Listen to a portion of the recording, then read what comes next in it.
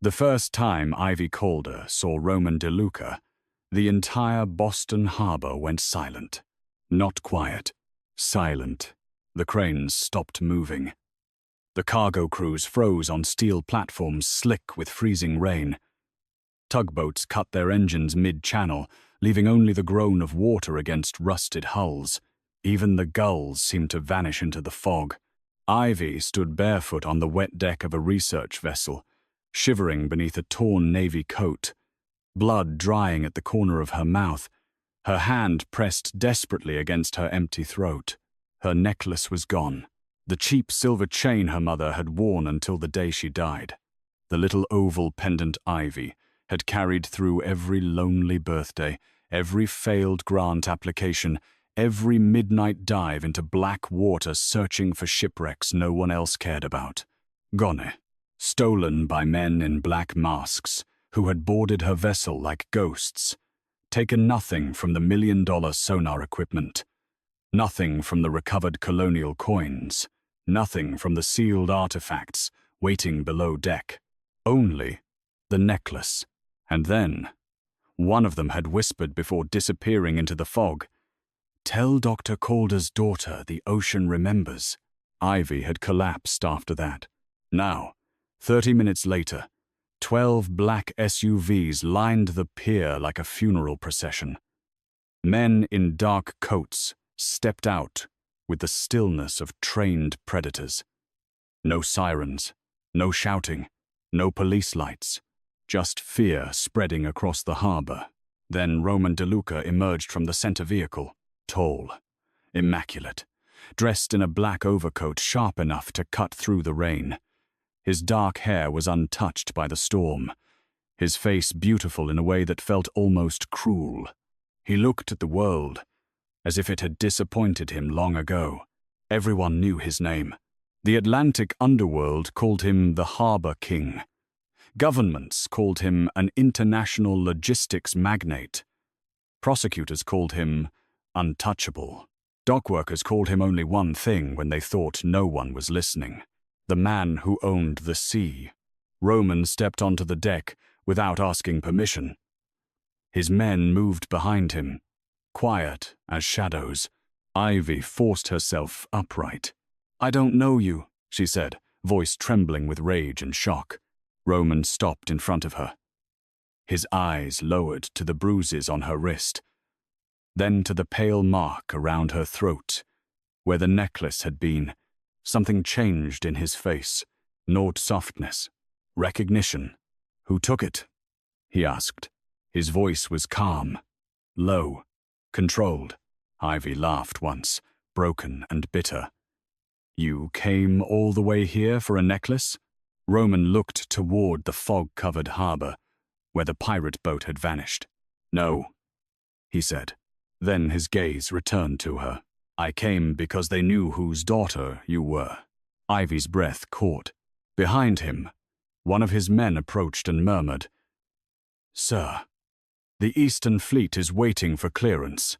Roman did not look away from Ivy. "Shut it down," the man hesitated. "All of it?" Roman's jaw tightened. "Every cargo ship, every tanker, every private lane from Boston to Gibraltar. Nothing moves across the Atlantic until her necklace is returned." Ivy stared at him. "That's impossible," she whispered. Roman stepped closer, rain sliding down the black wool of his coat. "Miss Calder," he said with terrifying gentleness, "you are about to learn what men do when they steal from me. I'm not yours." His eyes darkened. "No," he said, "but they just made you my problem." By sunrise, the world economy began to feel Roman DeLuca's grief before Ivy even understood why it belonged to him. 47 cargo ships stopped mid-route. 3 offshore oil platforms suspended operations. Refrigerated containers floated untouched outside European ports. Luxury cars, medical equipment, military parts, rare metals, pharmaceutical shipments, and private art collections sat trapped on the ocean because one man had given one order: find the necklace. News helicopters circled Boston Harbor, Reporters shouted questions from behind police barricades. Shipping executives screamed into phones. Politicians issued statements without daring to say Roman's name. Ivy watched it all from inside a black SUV with tinted windows, wrapped in a cashmere blanket that smelled faintly of cedar and expensive smoke. Roman sat beside her, silent, not comforting her, not apologizing, just watching the world break open because someone had hurt her. "You're insane," Ivy said finally. Roman's eyes remained on the harbor. "Most people are careless with that word. You shut down international shipping lanes over a necklace worth maybe $20. His gaze moved to her throat. "You think grief is measured by market value?" That silenced her. For a moment, Ivy hated him less. Then she remembered who he was. "You're a criminal." "Yes." He said it without shame. "My mother spent her life protecting people from men like you." Roman's expression shifted almost imperceptibly. "No," he said quietly. "Your mother spent her life protecting me." Ivy turned toward him. "What did you say?" Before he could answer, bullets struck the windshield. The SUV lurched violently. Glass webbed across the front in white cracks. Ivy screamed as Roman grabbed her and dragged her down against his chest. His body covered hers instantly, one arm locked around her waist, the other shielding her head as the vehicle accelerated. Outside, gunfire tore through the rain. Roman did not flinch. "Stay down," he ordered. "I can't breathe." "Yes, you can." His hand moved to the back of her head, firm but careful. A bullet punched through the side window. Roman's body tightened over hers. She felt the heat of him, the controlled violence in his breathing, the terrifying steadiness of his heartbeat. "Who are they?" she gasped. "Men who are afraid of what your necklace unlocks. It doesn't unlock anything." Roman looked down at her. For the first time, she saw something dangerous beneath his calm. Fear, not for himself, for her. "Your mother lied to you, Ivy." The SUV roared into an underground garage beneath a waterfront hotel Roman clearly owned, though no sign bore his name. His men rushed them through a private elevator, down a marble corridor, and into a penthouse overlooking the harbor. Boston glittered beneath storm clouds. Ivy stood near the floor-to-ceiling windows, soaked, shaking, furious. Roman removed his coat and handed it to a silent bodyguard without looking away from her. "I want the truth," she said. "You'll get what you can survive. I'm not one of your employees." "No," he said.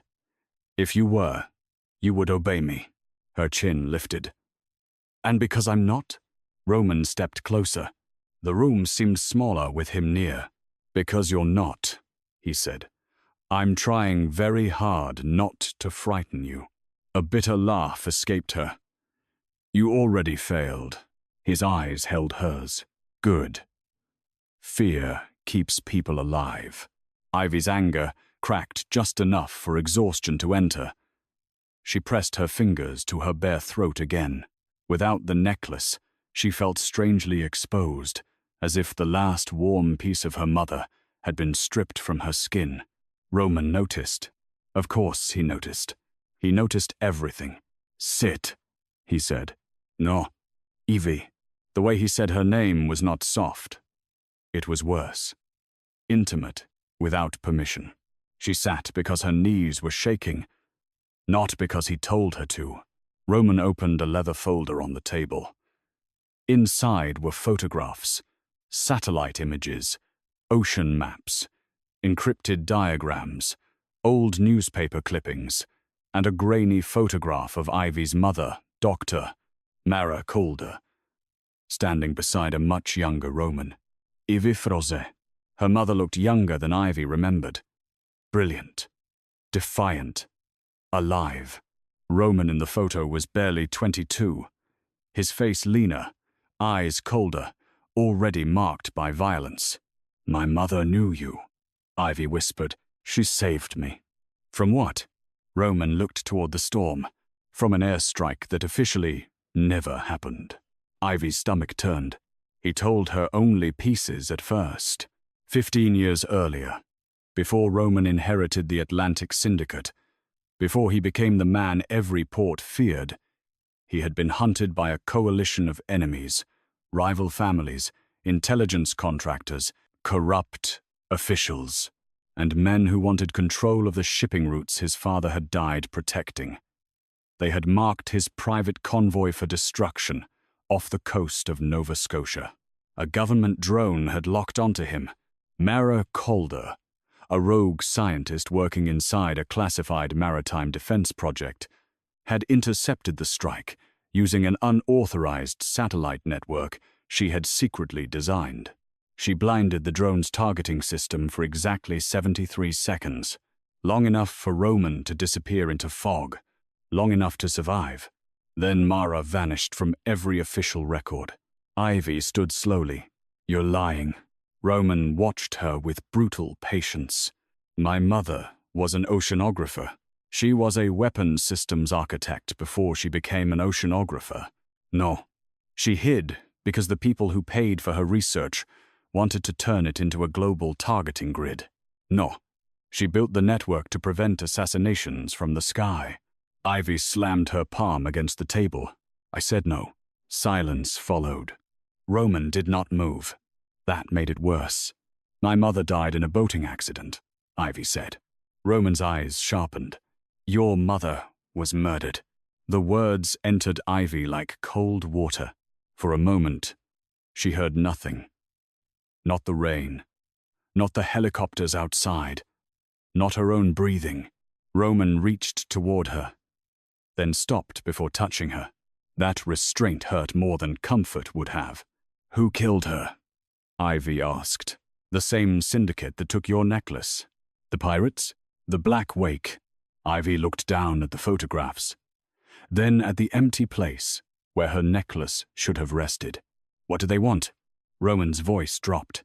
"The last access key to your mother's satellite network." Ivy felt the room tilt. "The necklace?" "Yes, but it was cheap. It was hollow silver. My mother bought it at a flea market." "No," Roman said. "She gave you the only thing powerful enough to make governments kneel." That night, Roman moved Ivy into a hidden safe house on the North Shore.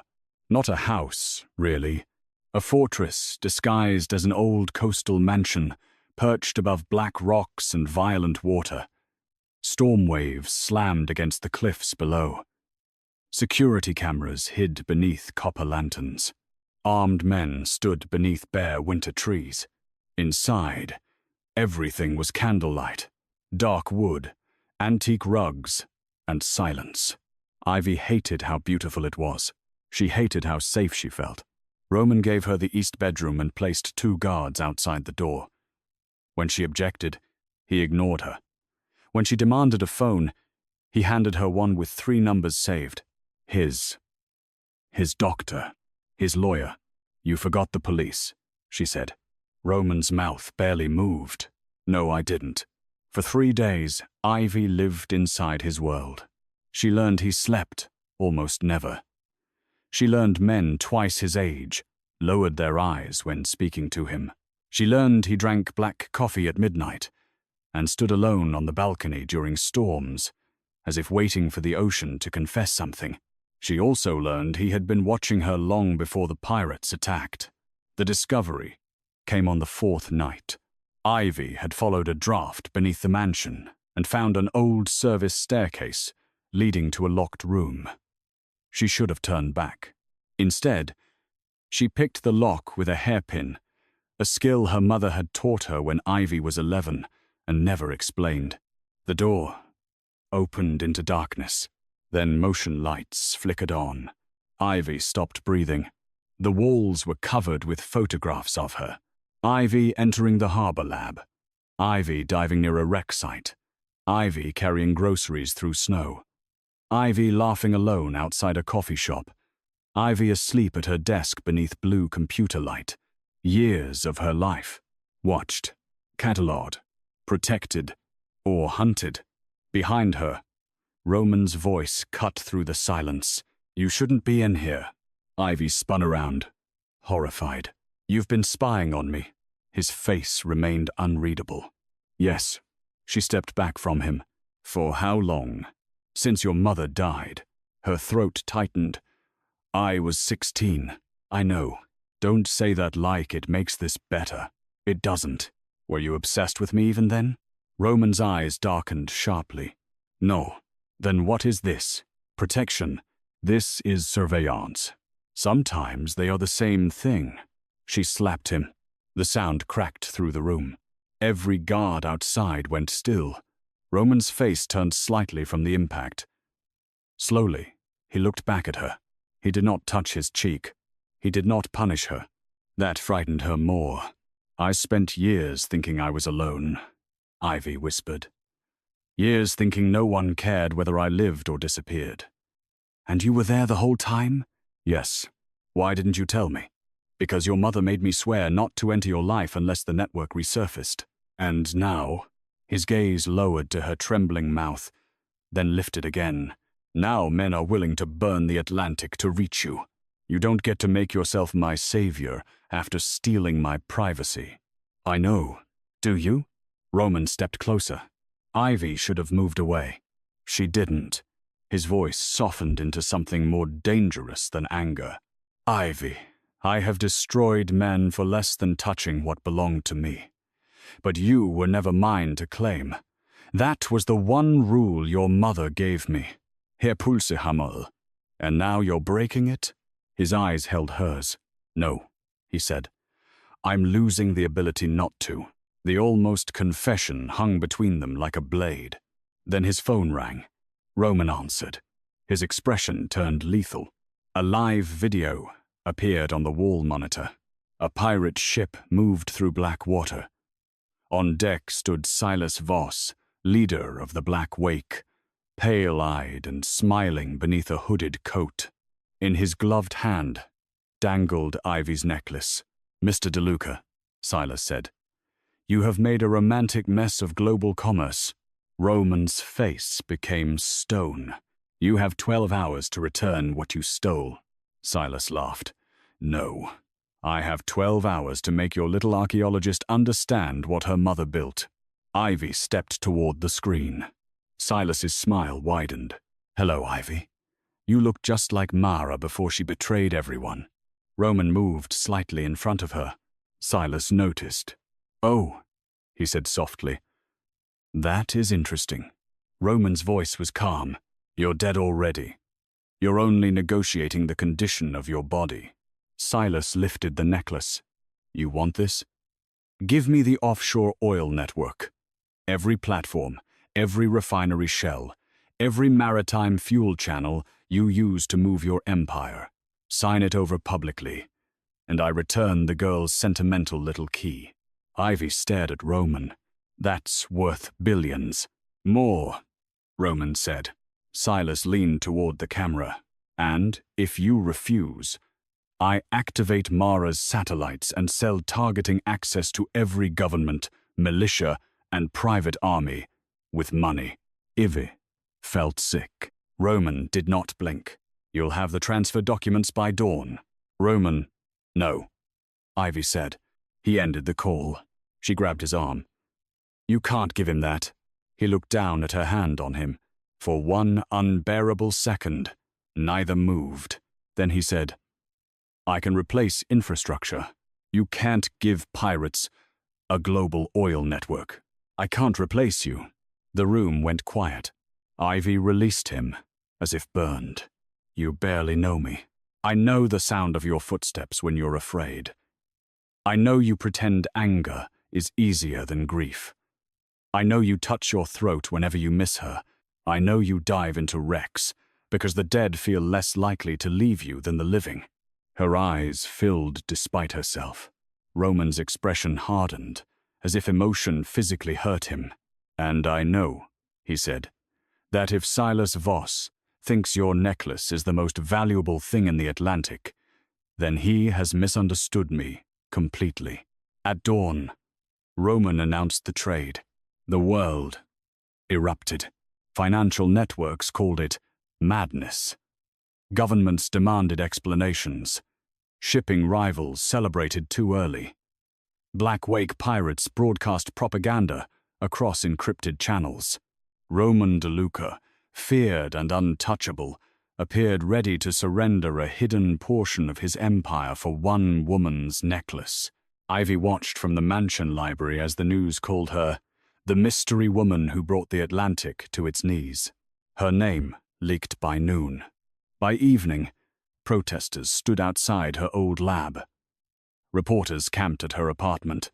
Her colleagues gave interviews pretending they had always known she was dangerous. Then came the betrayal. Her closest friend, Jonah Reeves, appeared at the safe house gate claiming he had escaped reporters and needed to warn her. Ivy ran outside before anyone could stop her. Jonah looked terrified, soaked from the snow. "Ivy, I'm sorry," he said. That was all the warning she got. A sniper shot struck the guard beside her. Roman's men moved instantly. Ivy screamed as Jonah grabbed her wrist and shoved something cold against her side. A tracker. Roman appeared at the mansion entrance, gun in hand, eyes black with fury. Jonah held Ivy in front of him. "I didn't have a choice," Jonah shouted. "They have my son." Ivy went still. "You don't have a son." Jonah's face crumpled. "I do. Witness protection. My real name isn't Jonah Reeves." The snow fell harder. Roman's voice cut through the chaos. "Let her go." Jonah shook his head. "Silas said if I marked her, he'd release my boy." Roman stepped down one stair. Every gun shifted. Ivy felt Jonah trembling behind her. He wasn't a villain. He was a desperate father who had been broken by the same people hunting her. "Roman," Ivy said carefully. "Don't kill him." Roman's eyes never left Jonah. "He put his hands on you. He's scared. So are many dead men." "Roman." Something in her voice stopped him. For 1 second, Ivy saw the terrible cost of his restraint. Then the tracker beeped. A missile drone screamed out of the clouds. Roman moved before anyone else understood. He lunged, grabbed Ivy, and threw both of them behind a stone fountain as fire exploded across the courtyard. Heat blasted through snow. Windows shattered. The mansion's front wall ripped open. Roman covered her completely. Debris rained around them. When Ivy opened her eyes, his face was inches from hers. A cut marked his temple. Blood slid down his cheek, but he seemed not to notice. "Are you hit?" he asked. "No." His hand moved over her hair, her shoulders, her arms, checking anyway. Then he rested his forehead near hers for half a second. So brief, she might have imagined it. "I told myself," he whispered, "I would not become my father." Ivy's breath shook. "What does that mean?" Roman's eyes lifted to hers. "That I would not love anything enough for enemies to aim at it."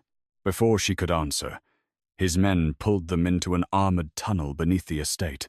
The safe house burned behind them. They fled to sea. Roman's private command ship, the Nocturne, waited beyond the harbor like a black palace floating on winter water.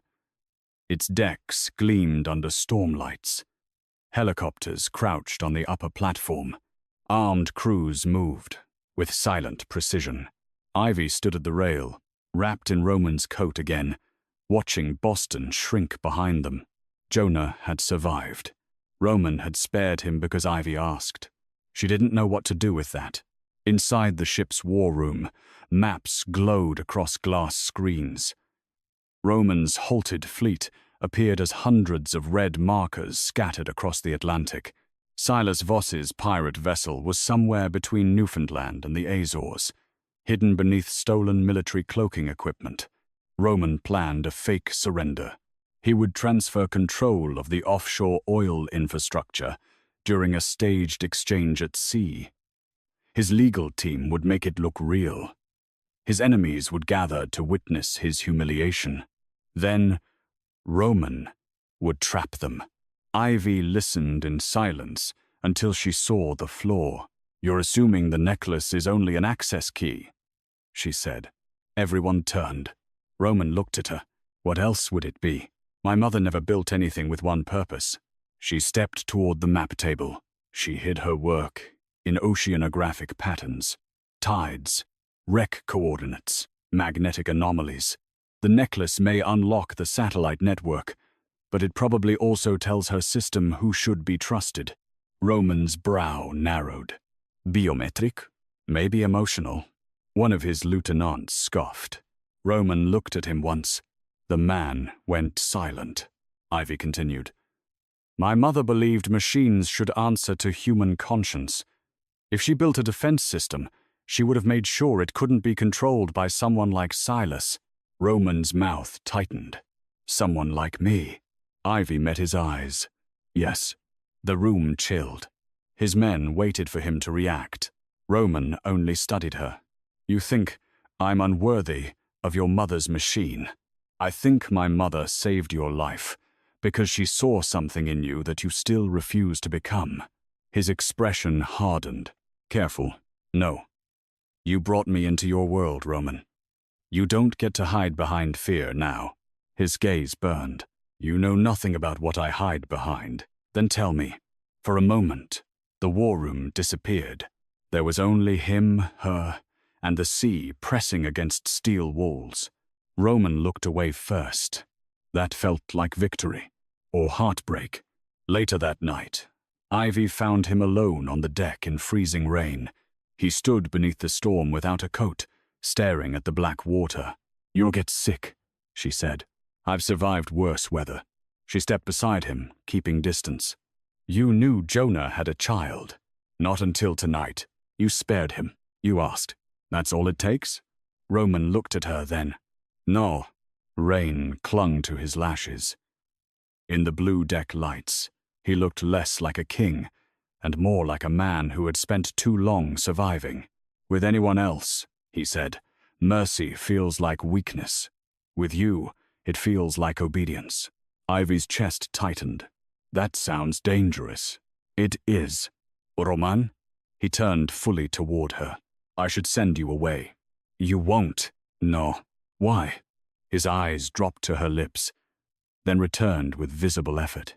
Because every time I imagine this world without you in it, I understand why men start wars.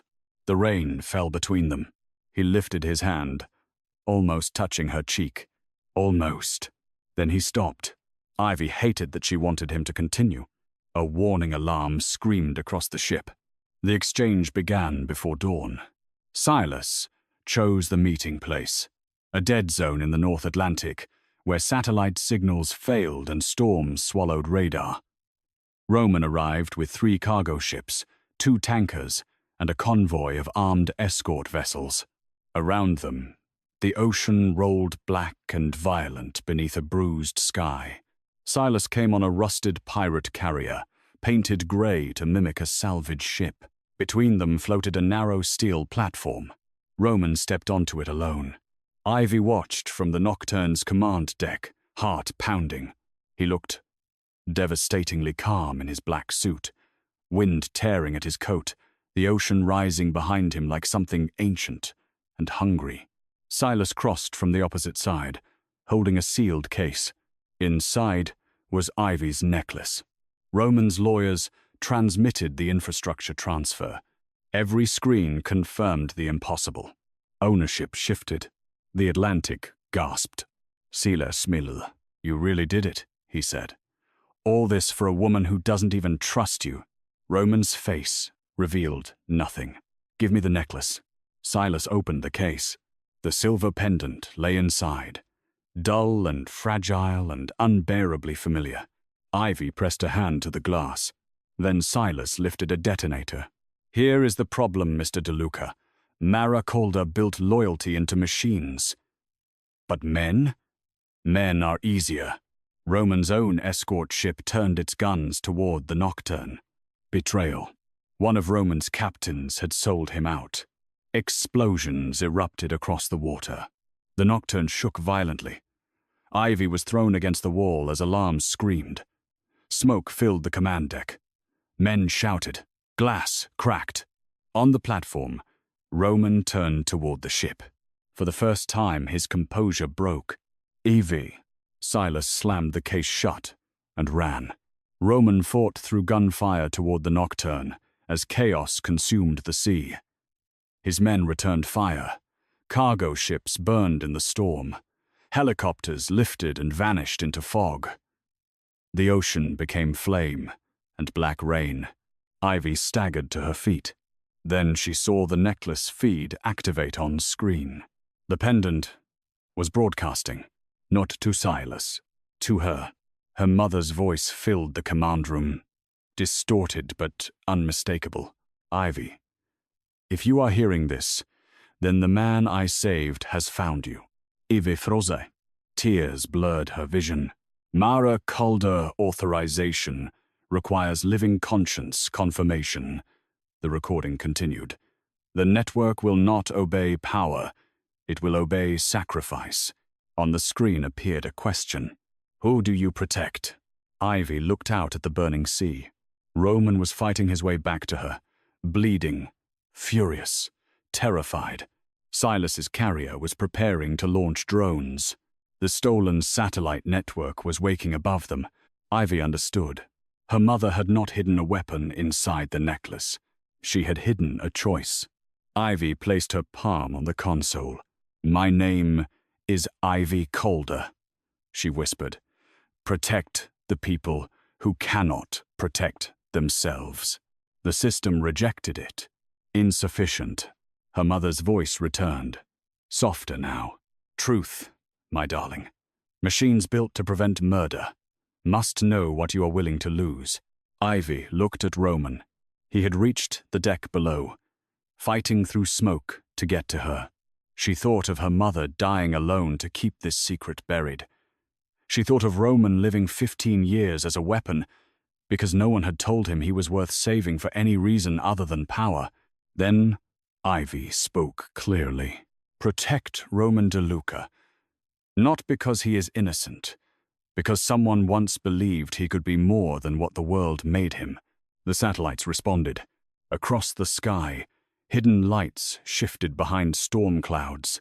Silas's drones lost power mid-launch and crashed into the sea. The traitor ship's weapons went dark. Every missile system in the dead zone shut down at once. The ocean fell into stunned silence. Then Silas's carrier exploded from within. Not in fire, but in electrical collapse. Its systems dead, its engines ruined, its crew stranded. Roman reached the command deck moments later. He found Ivy standing beneath flickering blue light, tears on her face, her mother's voice fading into static. He crossed the room and took her shoulders. Are you hurt? She shook her head. His hands tightened. I saw the blast. I thought, I'm here. Something broke in him then, not visibly to anyone else, but Ivy felt it. The King of the Atlantic lowered his forehead to hers, breathing as if he had just returned from death and found the only shore that mattered. I traded everything, he said hoarsely, and it still wasn't enough. Ivy touched his face, her thumb brushing rain and blood from his cheek. You came back. His eyes closed for 1 second. I will always come back. Silas Voss was captured before sunrise. Roman found him kneeling on the dead carrier deck, surrounded by armed men and ruined machinery. Ivy followed despite orders to stay behind, because she was done letting powerful men decide what truths she could survive. Silas laughed when he saw her. Mara's daughter, he rasped. Still choosing monsters. Ivy stepped beside Roman. No, she said. Choosing what monsters become when someone finally stops being afraid of them. Silas looked at Roman. She made you weak. Roman's face was calm again, but Ivy knew him better now. That calm was not emptiness. It was control. No, Roman said. She made me precise. Silas was taken away alive, delivered to agencies that had spent years denying the Black Wake existed. Roman exposed the syndicate, the corrupt officials, the hidden buyers, and the traitor captains who had planned to weaponize Mafia Calder's satellites. He also recovered the necklace. When he returned it to Ivy, they were standing on the deck of the Nocturne beneath a pale winter sunrise. The chain was scratched. The pendant was dented. Worthless to anyone else. Priceless to her. Roman held it in his palm. "I had it cleaned," he said. Ivy smiled faintly through tears. "You shut down half the Atlantic, traded oil infrastructure, started a mafia war, and nearly died. But yes, the cleaning is impressive." His mouth almost curved. Almost. Then his face grew serious. "Ivy," she looked up, "I can rebuild what I lost. Ships, platforms, routes. Men will call it madness. Then they will call it strategy when I profit again. I know, but you need to understand something." The sunrise caught in his dark eyes. "I did not do it because of your mother, or the network, or debt." Her heart slowed. "I did it because when I saw you on that dock with your hand at your throat, I wanted to punish the entire ocean for taking one more thing from you."